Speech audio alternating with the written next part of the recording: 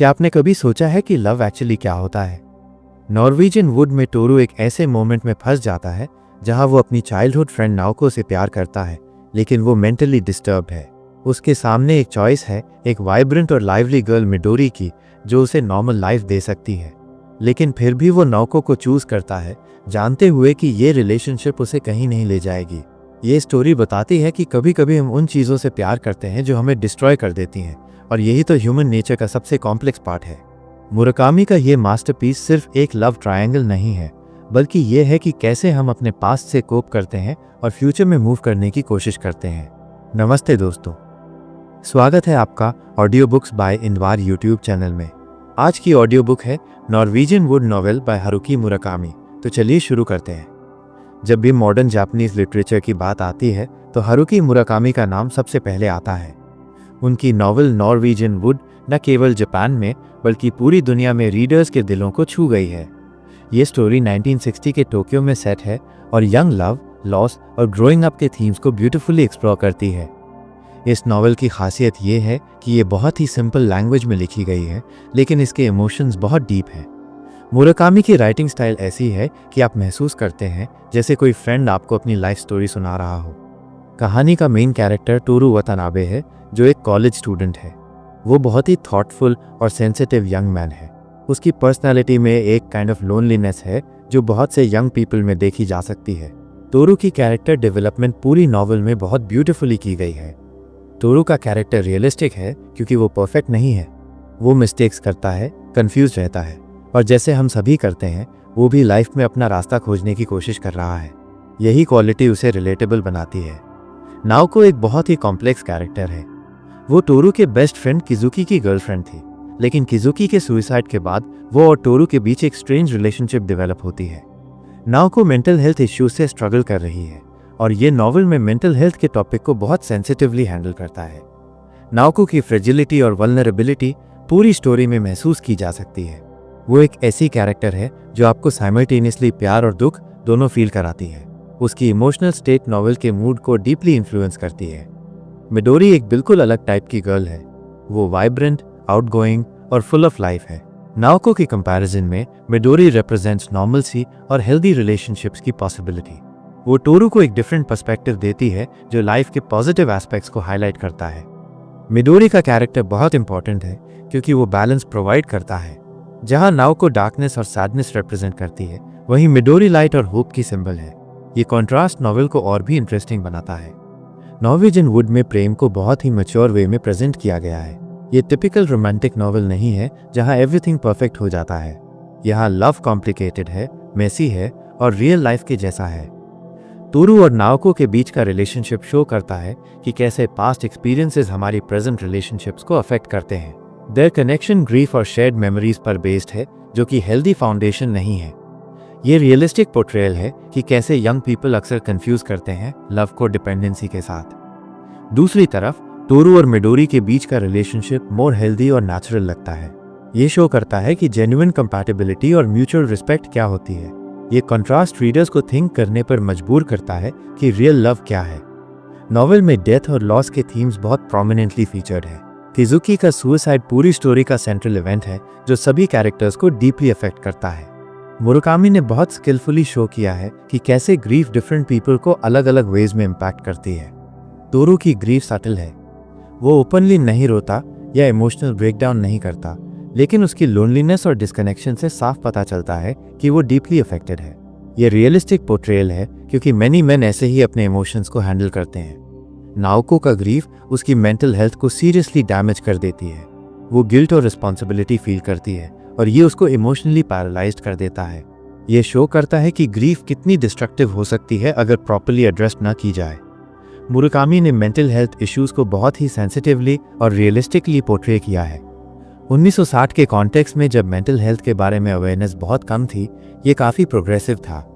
Naoko का depression और anxiety realistic लगते हैं। ऑथर ने कोई ड्रामेटिक सीन्स क्रिएट नहीं किए हैं, बल्कि एवरीडे स्ट्रगल्स को हाईलाइट किया है।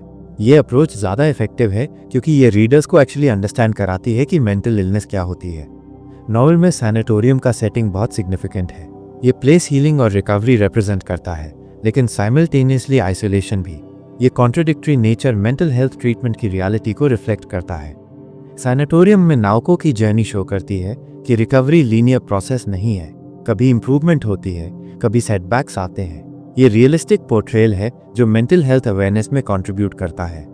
नोवेल 1960 के जापान में सेट है, जो एक बहुत इंटरेस्टिंग टाइम पीरियड था। यह पोस्ट वॉर एरा था जब जापान रैपिड मॉडर्नाइजेशन और वेस्टर्नाइजेशन के थ्रू जा रहा था। ये कल्चरल शिफ्ट नॉवल के बैकग्राउंड में सटली प्रेजेंट है। कैरेक्टर्स का लाइफस्टाइल, उनके इंटरेस्ट्स और उनकी थिंकिंग पैटर्न्स में वेस्टर्न इन्फ्लुएंस क्लियरली देखी जा सकती है। म्यूजिक प्रेफरेंसेस, लिटरेचर चॉइसेस और सोशल बिहेवियर्स में ये रिफ्लेक्शन मिलता है। Norwegian wood song by Beatles का रेफरेंस नॉवल के टाइटल और थीम में सेंट्रल रोल प्ले करता है। म्यूजिक पूरी स्टोरी में एक कनेक्टिंग थ्रेड का काम करता है। डिफरेंट कैरेक्टर्स के म्यूजिकल प्रेफरेंसेस उनकी पर्सनालिटीज और इमोशनल स्टेट्स को रिफ्लेक्ट करते हैं। क्लासिकल म्यूजिक, जैज और पॉपुलर म्यूजिक सभी को नॉवल में थॉटफुली यूज किया गया है। ये शो करता है कि कैसे आर्ट फॉर्म्स हमारी इमोशनल एक्सपीरियंसेस को शेप करते हैं। मुराकामी की राइटिंग स्टाइल की सबसे बड़ी खासियत ये है कि वो बहुत सिंपल लैंग्वेज यूज करते हैं लेकिन डीप मीनिंग्स कन्वे करते हैं। उनके सेंटेंसेस स्ट्रेट फॉरवर्ड हैं लेकिन इमोशनल इम्पैक्ट ट्रेमेंडस है।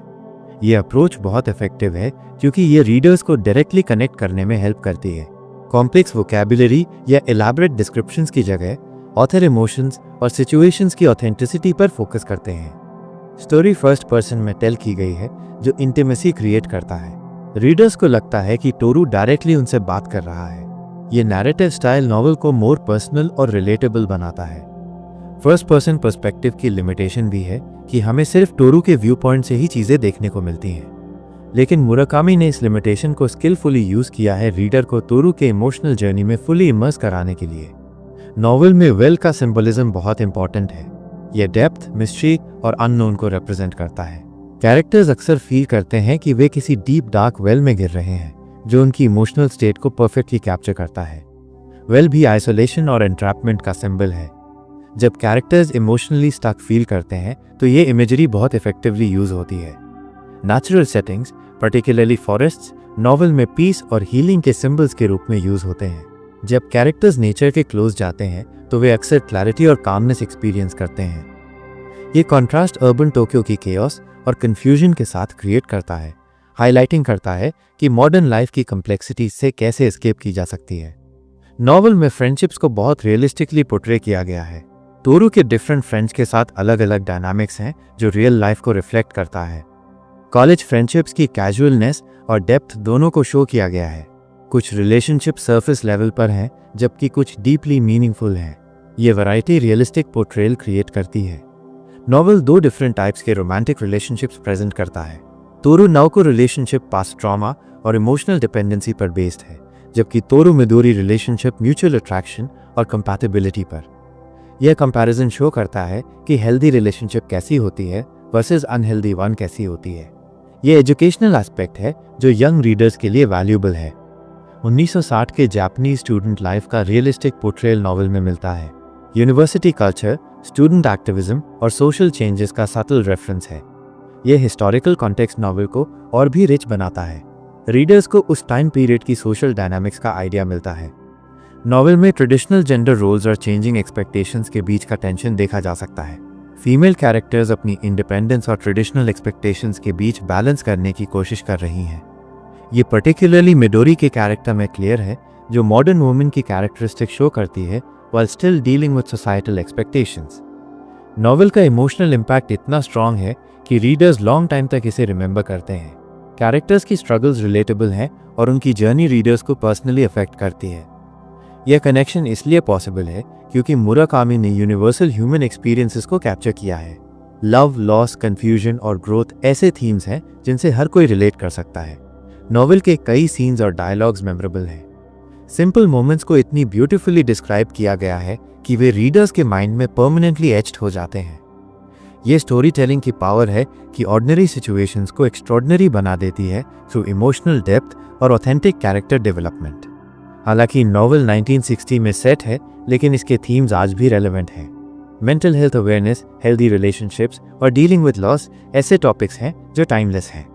यंग एडल्ट्स आज भी सिमिलर स्ट्रगल्स फेस करते हैं जो टोरू और अन्य कैरेक्टर्स करते हैं। यही रीज़न है कि ये नॉवल जनरेशंस के अक्रॉस पॉपुलर रहा है। नॉवेल की ग्लोबल पॉपुलैरिटी इसकी यूनिवर्सल थीम्स की वजह से है। डिफरेंट कल्चर्स के पीपल इसे रीड करके कनेक्ट कर सकते हैं क्योंकि ह्यूमन इमोशंस और एक्सपीरियंसेस लार्जली सिमिलर होते हैं। ये क्रॉस कल्चरल अंडरस्टैंडिंग को प्रमोट करता है और शो करता है कि लिटरेचर बाउंड्रीज को क्रॉस कर सकती है।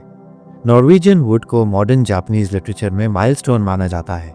ये वेस्टर्न और ईस्टर्न स्टोरी टेलिंग ट्रेडिशंस का सक्सेसफुल ब्लेंड है। नॉवेल ने जापानीज लिटरेचर को इंटरनेशनल स्टेज पर रिकॉग्नाइज कराने में मेजर रोल किया है। मुराकामी के बाद मैनी जापानीज ऑथर्स को ग्लोबल रिकॉग्निशन मिला है। नॉवेल में यूज की गई लिटरेरी टेक्निक्स बहुत इफेक्टिव है। सिंबलिज्म, मेटाफोर और कैरेक्टर डेवलपमेंट सभी को मास्टरफुली हैंडल किया गया है। नैरेटिव स्ट्रक्चर भी वेल क्राफ्टेड है। स्टोरी लीनियर वे में प्रोग्रेस करती है, लेकिन फ्लैशबैक्स और मेमोरीज को स्किलफुली वीव किया गया है। नॉवेल को डिफरेंट एज ग्रुप्स ने अलग अलग वेज में रिसीव किया है। यंग रीडर्स पर्टिकुलरली कनेक्ट करते हैं क्योंकि कैरेक्टर्स उनकी एज के हैं और सिमिलर एक्सपीरियंसेस फेस कर रहे हैं। ओल्डर रीडर्स अप्रिशिएट करते हैं नॉस्टैल्जिक एलिमेंट और mature handling of complex themes को। ये ब्रॉड अपील नॉवेल की स्ट्रेंथ है। क्रिटिक्स ने जनरली नॉवेल को पॉजिटिवली रिसीव किया है। राइटिंग स्टाइल, कैरेक्टर डेवलपमेंट और थीम हैंडलिंग की प्रेज की गई है। कुछ क्रिटिक्स ने पॉइंट आउट किया है कि प्लॉट कभी कभी स्लो हो जाता है, लेकिन ये कैरेक्टर ड्रिवन स्टोरी की नेचर है। नॉर्वेजियन वुड मुराकामी के अदर वर्क से स्लाइटली डिफरेंट है क्योंकि ये मोर रियलिस्टिक है और कम सरियल एलिमेंट्स हैं। ये एक्सेसिबिलिटी को इंक्रीज करता है। कंपेयर करने पर यह novel more straightforward narrative follow करता है while still maintaining ऑथर की distinctive style. Contemporary coming of age novels के साथ कंपेयर करने पर नॉर्वेजियन वुड स्टैंड्स आउट क्योंकि इसमें डेप्थ और इमोशनल मैच्योरिटी है। यह टिपिकल टीनेज रोमांस से कहीं ज़्यादा सोफिस्टिकेटेड है और रियल इश्यूज को एड्रेस करता है।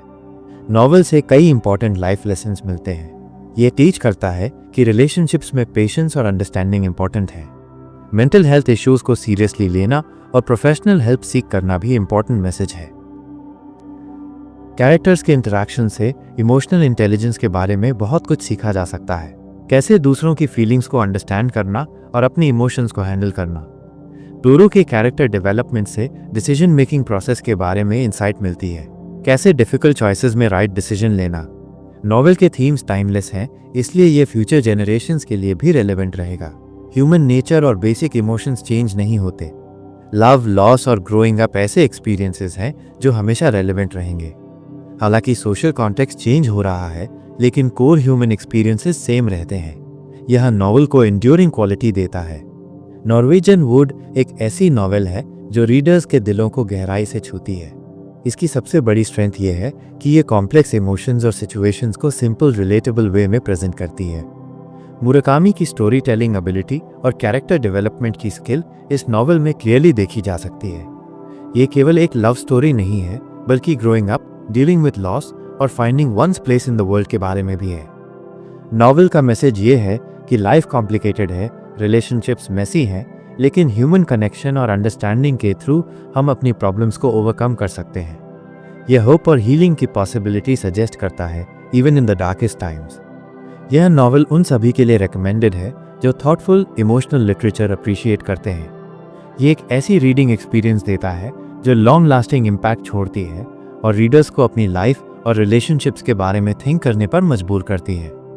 नॉर्वेजियन वुड मॉडर्न लिटरेचर का एक इम्पॉर्टेंट पीस है जो आने वाले समय में भी रीडर्स को इंस्पायर करता रहेगा। ये प्रूव करता है कि गुड स्टोरी टेलिंग बाउंड्रीज को क्रॉस कर सकती है और यूनिवर्सल ह्यूमन एक्सपीरियंसेस को ब्यूटीफुली कैप्चर कर सकती है। जैसे जैसे हमारी ये कहानी अपने अंत की ओर बढ़ती है, हम पाते हैं कि तोरू वतनाबे की जर्नी केवल एक व्यक्ति की प्रेम कहानी नहीं है, बल्कि ये उस पूरे जनरेशन का रिफ्लेक्शन है जो 1960 के जापान में अपनी आइडेंटिटी और पर्पस तलाश रही थी। नॉर्वेजियन वुड का ये अंतिम अध्याय हमें सिखाता है कि लाइफ में कुछ चीज़ें हमेशा इनकम्प्लीट रह जाती हैं और शायद यही उनकी सुंदरता है। नाओको और मिडोरी के बीच फंसा हुआ टोरू अंततः समझता है कि प्रेम सिर्फ चूज करना नहीं है, बल्कि ये एक्सेप्टेंस भी है। जब वो अपनी मेमोरीज के साथ पीस बनाता है तो हमें पता चलता है कि हीलिंग का मतलब फॉरगेटिंग नहीं है। नाओको की डेथ के बाद भी उसकी प्रेजेंस टोरू के मन में बनी रहती है, लेकिन अब ये एक बर्डन की तरह नहीं, बल्कि एक प्रेशियस मेमोरी की तरह है जो उसे आगे बढ़ने में हेल्प करती है।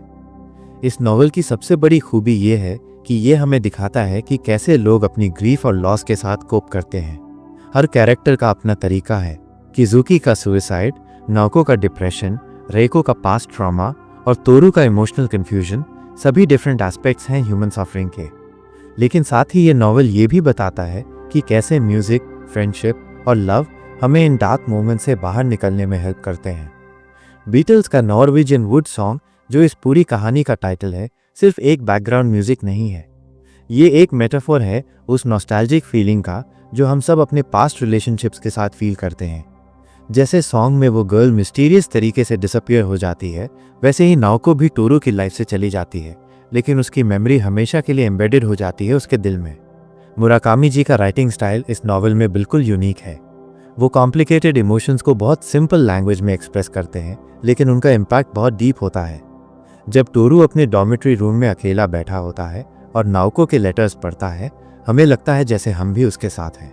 यह इंटीमेसी मुराकामी के राइटिंग की स्पेशलिटी है। यूनिवर्सिटी लाइफ का जो पोर्ट्रेयल इस नॉवल में है वो भी बहुत रियलिस्टिक है। स्टूडेंट्स की कन्फ्यूजन, उनकी फिलोसॉफिकल डिस्कशंस, कैंपस पॉलिटिक्स से डिस्टेंस और पर्सनल रिलेशनशिप्स की कॉम्प्लेक्सिटी, ये सब बहुत ऑथेंटिक लगता है। टोरू का कैरेक्टर हमें रिमाइंड करता है कि ग्रोइंग अप का मतलब सिर्फ एज बढ़ना नहीं है, बल्कि ये इमोशनल मैच्योरिटी भी है। मिडोरी का कैरेक्टर इस कहानी में फ्रेश एयर की तरह है। जहां नाओको फ्रैजाइल और मिस्टीरियस है, वहीं मिडोरी वाइब्रेंट और स्ट्रेट फॉरवर्ड है। उसकी एनर्जी और ऑप्टिमिज्म टोरू को एक डिफरेंट पर्सपेक्टिव देती है। वो रिप्रेजेंट करती है पॉसिबिलिटी को, फ्यूचर को और मोस्ट इंपॉर्टेंटली हीलिंग को। जब टोरू फाइनली उसे चूज करता है तो ये सिर्फ एक रोमांटिक चॉइस नहीं है, बल्कि ये लाइफ को चूज करना है डेथ के बजाय। इस नॉवल का एक और इम्पॉर्टेंट एस्पेक्ट है मेल फ्रेंडशिप का पोर्ट्रेयल। नागासावा जैसे कैरेक्टर्स के थ्रू मुराकामी दिखाते हैं कि कैसे कुछ लोग इमोशन से कंप्लीटली डिटैच हो जाते हैं। नागासावा का कैवलियर एटीट्यूड टुवर्ड्स वुमेन और रिलेशनशिप्स टोरू के जेन्युइन इमोशंस के बिल्कुल ऑपोजिट है। ये कॉन्ट्रास्ट हमें हेल्प करता है टोरू के कैरेक्टर को बेटर अंडरस्टैंड करने में। रेको सैन का कैरेक्टर भी बहुत सिग्निफिकेंट है। वो एक मेंटर की रोल प्ले करती है टोरू के लिए। उसका ओन ट्रैजिक पास्ट और फिर उसका रिकवरी म्यूजिक के थ्रू ये शो करता है कि हीलिंग पॉसिबल है, चाहे कितना भी टाइम लगे। जब वो अंत में टोक्यो छोड़कर अपनी न्यू लाइफ स्टार्ट करती है, ये सिंबलाइज करता है कि हम अपने पास्ट से मूव ऑन कर सकते हैं। ये नॉवल हमें ये भी सिखाती है कि डिप्रेशन और मेंटल हेल्थ इश्यूज को कैसे हैंडल करना चाहिए। नाओको का कैरेक्टर बहुत सेंसिटिवली पोर्ट्रेड है। उसकी स्ट्रगल्स रियलिस्टिक हैं और मुराकामी उसे रोमांटिसाइज नहीं करते। साथ ही वो ये भी शो करते हैं कि कैसे लव्ड वंस इन सिचुएशंस में हेल्प कर सकते हैं, लेकिन अल्टीमेटली हीलिंग एक पर्सनल जर्नी है। कम्युनिकेशन की इंपॉर्टेंस भी इस नॉवल का एक मेजर थीम है। टोरू और नाओको के बीच जो मिसअंडरस्टैंडिंग्स होती हैं, वो mostly lack of proper communication की वजह से है। दूसरी तरफ मिडोरी के साथ टोरू का रिलेशनशिप ज़्यादा ओपन कम्युनिकेशन पर बेस्ड है। ये डिफरेंस हमें दिखाता है कि हेल्दी रिलेशनशिप्स के लिए ऑनेस्टी और ओपननेस कितना इंपॉर्टेंट है। टोक्यो की अर्बन लाइफ का जो डिपिक्शन इस नॉवल में है वो भी बहुत विविड है। सिटी की लोनलीनेस, क्राउडेड प्लेसेस में भी आइसोलेशन का फील और मॉडर्न लाइफ की कॉम्प्लेक्सिटी, ये सब बहुत वेल कैप्चर्ड है। टोरू का apartment, university campus, coffee shops, record stores, ये सब मिलकर एक एटमॉस्फेयर क्रिएट करते हैं जो रीडर्स को कम्प्लीटली इमर्स कर देता है। म्यूजिक का रोल इस पूरी कहानी में सेंट्रल है। सिर्फ नॉर्वेजियन वुड सॉन्ग नहीं, बल्कि क्लासिकल म्यूजिक, जैज और कंटेम्प्ररी सॉन्ग्स सभी कैरेक्टर्स के इमोशनल स्टेट्स को रिफ्लेक्ट करते हैं। रेको का गिटार प्लेइंग, नाओको का फेवरेट पीसेस और टोरू का रिकॉर्ड कलेक्शन, ये सब उनकी पर्सनालिटीज का एक्सटेंशन है। ये नॉवेल 1960 के जापान की सोशल और पॉलिटिकल क्लाइमेट भी कैप्चर करता है। Student movements, social changes, traditional values versus modern thinking का कॉन्फ्लिक्ट, ये सब बैकग्राउंड में प्रेजेंट है। लेकिन मुराकामी का फोकस इंडिविजुअल्स पे है, सोसाइटी पे नहीं। ये अप्रोच नॉवेल को टाइमलेस बनाता है। लव का जो कॉन्सेप्ट इस नॉवेल में प्रेजेंट किया गया है वो बहुत मैच्योर है। ये टीनेज इन्फैचुएशन नहीं है, बल्कि डीप इमोशनल कनेक्शन है जो लॉस, पेन और ग्रोथ के साथ कम्स करता है। टोरू का लव फॉर नाओको ट्रैजिक है, लेकिन उसका growing affection for Midori hopeful है। ये ड्युअलिटी लव के कॉम्प्लेक्स नेचर को रिप्रेजेंट करती है। ग्रीफ और मॉर्निंग की प्रोसेस भी बहुत ऑथेंटिकली पोर्ट्रेड है। किजुकी की डेथ के बाद टोरू और नाओको दोनों अलग अलग वेज में कोप करते हैं। कोई राइट या रॉन्ग वे नहीं है, बस डिफरेंट वेज हैं। ये अंडरस्टैंडिंग रीडर्स को अपने ओन एक्सपीरियंसेस के साथ कनेक्ट करने में हेल्प करती है। लिटरेरी टेक्निक्स के मामले में मुराकामी का यूज ऑफ सिंबलिज्म बहुत सटल है। नॉर्वेजियन वुड सिर्फ एक सॉन्ग नहीं है, बल्कि ये पास्ट की मेमोरीज का सिंबल है। सिमिलरली सीजन्स का चेंज कैरेक्टर्स के इमोशनल जर्नी को पैरेलल करता है। ये सिंबॉलिक लेयर नॉवल को रिचर बनाती है। कैरेक्टर डेवलपमेंट के टर्म्स में हर कैरेक्टर का अपना आर्क है।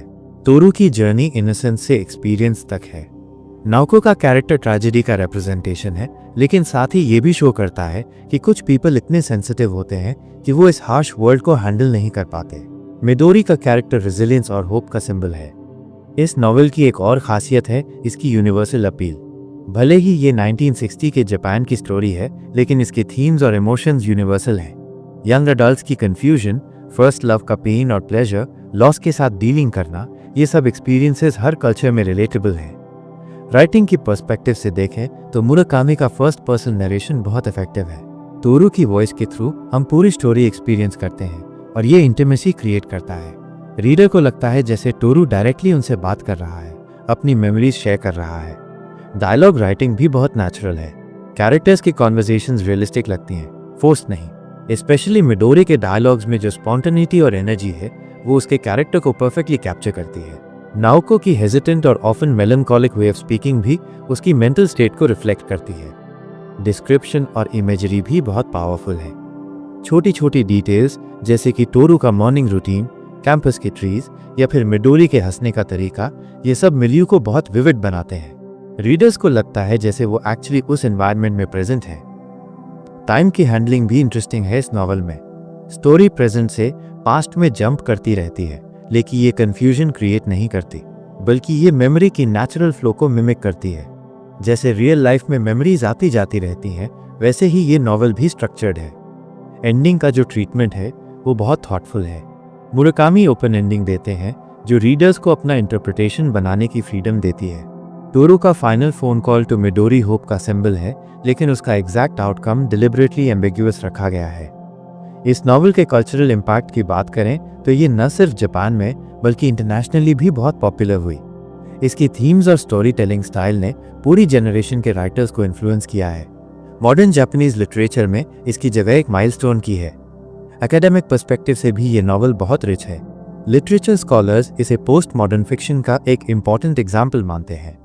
इसमें ट्रेडिशनल नैरेटिव स्ट्रक्चर से डिपार्चर है, लेकिन साथ ही ये एक्सेसिबल भी है जनरल रीडर्स के लिए। ट्रांसलेशन की क्वालिटी भी प्रेज वर्दी है। ओरिजिनल जापानीज से इंग्लिश और फिर दूसरी लैंग्वेजेस में ट्रांसलेशन करते टाइम नॉवल का एसेंस मेंटेन किया गया है। ये बताता है कि गुड लिटरेचर लैंग्वेज बैरियर्स को क्रॉस कर सकती है। कंटेम्प्रेरी रेलेवेंस की बात करें तो आज के टाइम में भी ये नॉवल इक्वली इंपॉर्टेंट है। Mental health awareness, importance of communication in relationships, dealing with loss और ग्रीफ, ये सब आज भी रेलेवेंट टॉपिक्स हैं। यंग पीपल आज भी सेम काइंड की स्ट्रगल्स फेस करते हैं। सोशल मीडिया के एज में जहां रिलेशनशिप्स इंक्रीजिंगली सुपरफिशियल हो रही हैं, ये नॉवल रिमाइंड करता है कि डीप इमोशनल कनेक्शंस की क्या वैल्यू है। तोरू और नाओको का बॉन्ड या फिर तोरू और मिडोरी का डेवलपिंग रिलेशनशिप ये शो करते हैं कि ऑथेंटिक कनेक्शंस कैसे बनते हैं। एजुकेशनल इंस्टीट्यूशंस में भी ये नॉवल वाइडली स्टडीड जाती है। लिटरेचर कोर्सेज में इसे मॉडर्न फिक्शन का रिप्रेजेंटेटिव टेक्स्ट के रूप में इंक्लूड किया जाता है। स्टूडेंट्स को ये हेल्प करती है कंटेम्प्रेरी जापानीज कल्चर को अंडरस्टैंड करने में। सिनेमैटिक अडेप्टेशंस भी इस नॉवल के पॉपुलर होने का प्रूफ हैं। डिफरेंट डायरेक्टर्स ने इसे स्क्रीन पर अडाप्ट करने की कोशिश की है। हालांकि नॉवल की इंटरनल मोनोलॉग और सटल इमोशंस को विजुअल मीडियम में ट्रांसलेट करना चैलेंजिंग टास्क है। बुक क्लब्स और रीडिंग कम्युनिटीज में भी ये एक फेवरेट चॉइस है। इसकी थीम्स डिस्कशन जनरेट करती हैं और रीडर्स अपने पर्सनल एक्सपीरियंसेस को कैरेक्टर्स के साथ रिलेट करते हैं। ये कम्युनिटी बिल्डिंग में भी हेल्प करती है। साइकोलॉजिकल एस्पेक्ट्स की बात करें तो ये नॉवल मेंटल हेल्थ की रियलिस्टिक पोर्ट्रेल करती है। डिप्रेशन, एंजाइटी और ग्रीफ को रोमांटिसाइज नहीं किया गया है, बल्कि इन्हें सीरियस इश्यूज के रूप में ट्रीट किया गया है। ये अवेयरनेस क्रिएट करने में हेल्प करता है। कमिंग ऑफ एज जॉनर में भी ये नॉवल का सिग्निफिकेंट कंट्रीब्यूशन है। ये traditional coming of age stories से डिफरेंट है क्योंकि यहाँ ग्रोथ पेन के साथ साथ आती है। ये मोर मैच्योर अप्रोच है एडोलेसेंस टू अडल्टहुड ट्रांजिशन का। लिटरेरी क्रिटिसिज्म की फील्ड में भी इस नॉवल को एक्सटेंसिवली एनालाइज किया गया है। क्रिटिक्स इसके स्ट्रक्चर, थीम्स, कैरेक्टर डेवलपमेंट और कल्चरल सिग्निफिकेंस को डिफरेंट एंगल से एग्जामिन करते हैं। ये स्कॉलरली डिस्कोर्स को एनरिच करती है। पॉपुलर कल्चर में भी इसका इम्पैक्ट विजिबल है। म्यूजिक, फैशन और लाइफस्टाइल ट्रेंड्स में इस नॉवल का इन्फ्लुएंस देखा जा सकता है। स्पेशली वाइनल रिकॉर्ड्स का ट्रेंड पार्शली इस नॉवल की पॉपुलैरिटी से लिंक्ड है। इंटरनेशनल लिटरेरी अवार्ड्स और रिकग्निशन भी इस नॉवेल की क्वालिटी का टेस्टामेंट है। ये डिफरेंट लैंग्वेजेस में ट्रांसलेट होकर ग्लोबल रीडरशिप तक पहुंची है और हर कल्चर में अपना यूनिक इंटरप्रिटेशन पाया है। रीडिंग एक्सपीरियंस की बात करें तो ये नॉवेल इमोशनल रोलर कोस्टर है। रीडर्स को लगता है जैसे वो टोरू के साथ उसकी जर्नी में पार्टिसिपेट कर रहे हैं। ये इमर्सिव एक्सपीरियंस मॉडर्न लिटरेचर की पावर का प्रूफ है। कैरेक्टर रिलेटेबिलिटी भी इस नॉवेल की स्ट्रेंथ है। हर रीडर को कोई ना कोई कैरेक्टर से कनेक्शन फील होता है। वेदर इट्स टोरू की कंफ्यूजन, नाओको की फ्रेजिलिटी या मिडोरी की वाइवासिटी, हर पर्सनालिटी टाइप के लिए समथिंग रिलेटेबल है। फिलोसॉफिकल अंडरटोन्स भी प्रेजेंट हैं इस नॉवेल में। लाइफ का मीनिंग, लव की नेचर, मेमोरी की पावर और टाइम की पैसेज, ये सब डीपर क्वेश्चंस हैं जो स्टोरी के बैकड्रॉप में एक्सप्लोर किए गए हैं। ये इंटेलेक्चुअल स्टिमुलेशन प्रोवाइड करता है। इमोशनल इंटेलिजेंस की डेवलपमेंट में भी ये नॉवल हेल्पफुल है। कैरेक्टर्स के इमोशनल स्ट्रगल्स को ऑब्जर्व करके रीडर्स अपनी ओन इमोशनल अवेयरनेस बढ़ा सकते हैं। यह एम्पैथी डेवलप करने में भी हेल्प करती है।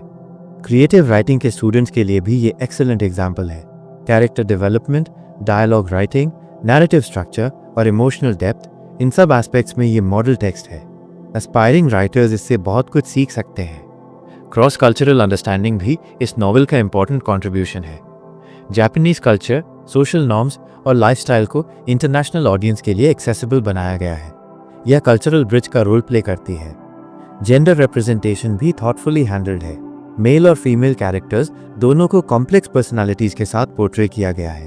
ट्रेडिशनल जेंडर स्टेरियोटाइप्स को चैलेंज किया गया है, स्पेशली मिडोरी के कैरेक्टर के थ्रू। अर्बन लोनलीनेस का थीम भी बहुत रेलेवेंट है आज के टाइम में। मेट्रो सिटीज में रहने वाले यंग प्रोफेशनल्स आज भी सेम काइंड की आइसोलेशन फील करते हैं जो टोरू फील करता था। ये कंटेम्पररी रेलेवेंस नॉवल को टाइमलेस बनाती है। इंटरजेनरेशनल डायलॉग भी प्रमोट करती है ये नॉवल। डिफरेंट एज ग्रुप्स के रीडर्स इसे डिफरेंट पर्सपेक्टिव से रीड करते हैं और ये डिस्कशन जनरेट करती है। यह जनरेशन गैप को ब्रिज करने में हेल्प करती है। मेंटल हेल्थ स्टिग्मा को रिड्यूस करने में भी इसका कंट्रीब्यूशन है। नाओको के कैरेक्टर के थ्रू मेंटल हेल्थ इश्यूज को सेंसिटिव तरीके से पोर्ट्रे करके अवेयरनेस क्रिएट की गई है। यह सामाजिक एक्सेप्टेंस बढ़ाने में हेल्प करती है। लिटरेरी टेक्निक के रूप में स्ट्रीम ऑफ कॉन्शियसनेस का यूज भी नोटेबल है। टोरू के थॉट्स का नेचुरल फ्लो रीडर्स को उसके माइंड में टेक करता है। यह साइकोलॉजिकल रियलिज्म क्रिएट करता है। सिंबलिज्म की लेयर्स भी रिच हैं। कलर्स, सीजन्स, म्यूजिक और ऑब्जेक्ट्स सब कुछ डीपर मीनिंग्स कैरी करते हैं। यह एनालिटिकल रीडिंग के लिए प्लेंटी मटेरियल प्रोवाइड करती है। नैरेटिव वॉइस की कंसिस्टेंसी भी प्रेजवर्दी है। Through out the novel Toru की वॉइस ऑथेंटिक रहती है। यह रिलायबिलिटी क्रिएट करती है और रीडर्स का ट्रस्ट मेंटेन करती है। पेसिंग भी वेल हैंडल्ड है। इमोशनल इंटेंसिटी को बैलेंस करने के लिए क्वाइट मोमेंट्स और इंटेंस सीन्स का प्रॉपर मिक्स है। ये रीडर्स को ओवरवेल्म नहीं करता बल्कि ग्रेजुअल इमोशनल जर्नी प्रोवाइड करता है। कल्चरल न्यूआंसेस भी एक्यूरेटली कैप्चर्ड है। Japanese social etiquette, educational system, family dynamics और पीयर रिलेशनशिप्स सब ऑथेंटिक फील करते हैं। ये एंथ्रोपोलॉजिकल वैल्यू भी ऐड करता है। लैंग्वेज की सिंप्लिसिटी में कम्प्लेक्सिटी छुपी है।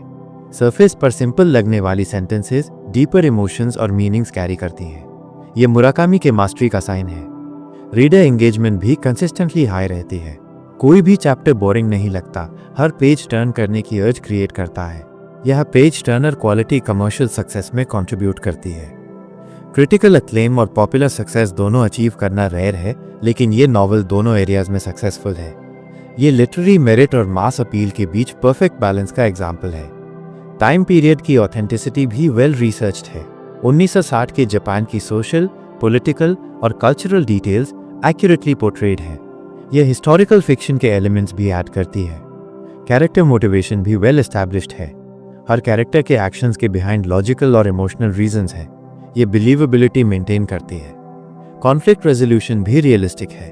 प्रॉब्लम्स का इंस्टेंट सोल्यूशन नहीं मिलता, बल्कि ग्रेजुअल हीलिंग और एक्सेप्टेंस के थ्रू रेजोल्यूशन आता है। ये रियल लाइफ को मिरर करता है। इमोशनल कैथारसिस भी प्रोवाइड करती है ये नॉवल। रीडर्स को अपनी ओन लॉसेस और डिसअपॉइंटमेंट्स को प्रोसेस करने में हेल्प मिलती है। यह थेराप्यूटिक वैल्यू भी है। लिटरेरी लेगेसी भी एस्टैब्लिश कर चुकी है ये नॉवल। फ्यूचर जनरेशंस के राइटर्स और रीडर्स के लिए ये रेफरेंस पॉइंट बन गई है। ये टाइमलेस क्लासिक की कैटेगरी में प्लेस करती है। आखिर में नॉर्वेजियन वुड सिर्फ एक लव स्टोरी नहीं है, ये ह्यूमन कंडीशन का एक्सप्लोरेशन है। ये हमें दिखाती है कि कैसे हम अपनी मेमोरीज के साथ लाइव करते हैं, कैसे लॉस हमें शेप करती है और कैसे लव हमें हील करती है। तोरू की जर्नी हम सबकी जर्नी है किसी न किसी लेवल पर। जब हम इस कहानी को क्लोज करते हैं तो हमारे मन में भी नॉर्वेजियन वुड की मेलोडी गूंजती रहती है। ये नॉस्टैल्जिया का गीत है, प्रेम का गीत है और अल्टीमेटली जीवन का गीत है। मुराकामी जी ने हमें दिखाया है कि एंडिंग्स भी बिगिनिंग्स हो सकती हैं और मेमोरीज भी आगे बढ़ने की स्ट्रेंथ दे सकती हैं। यह नॉवेल हमेशा रिमाइंड करती रहेगी कि लाइफ में परफेक्शन नहीं मिलता, लेकिन मीनिंग ज़रूर मिलती है। तोरू का फाइनल चॉइस हमें होप देता है और नाओको की मेमोरी हमें सिखाती है कि कुछ चीज़ें हमेशा के लिए प्रेशियस रह जाती हैं।